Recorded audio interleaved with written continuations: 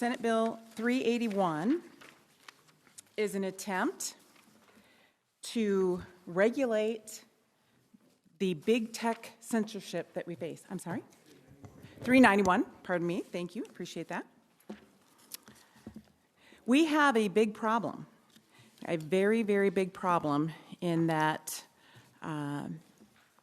social media platforms are indiscriminately censoring people. And I don't know how many of you have a significant social media presence. If you don't, you might not be aware of the extent of the problem. And I'm going to spend my first few minutes trying to convince you that we do have a very big problem.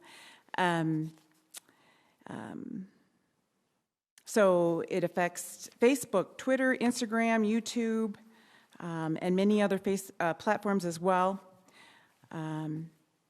And I have a fairly large following. I've spent a lot of time on Facebook.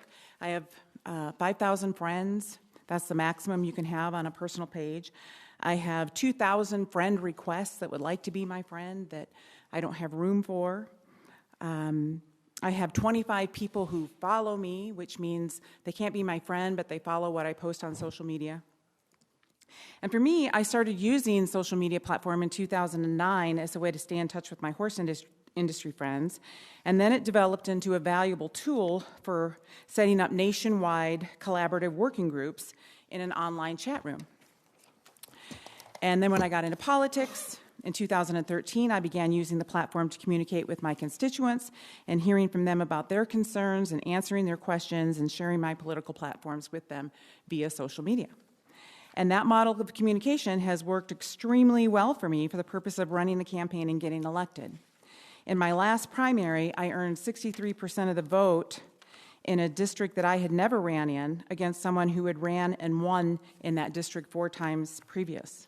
And I don't tell you this to brag because I'm actually a little embarrassed that I never knocked on a single door, but that, of course, was in the middle of COVID when we were prevented from knocking on doors.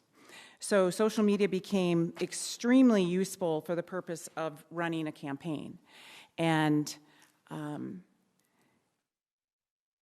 specifically, that's a big part of the problem, because prior to this last presidential election, in the months prior, we saw things take a big change on social media. Whereas previously, a person was able to post things that they believed to be true, articles from reputable news sources,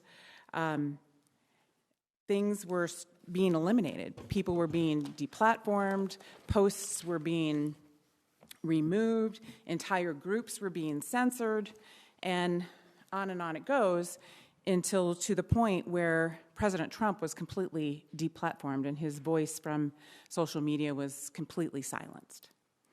And that's a big problem when the President of the United States cannot have a presence on social media.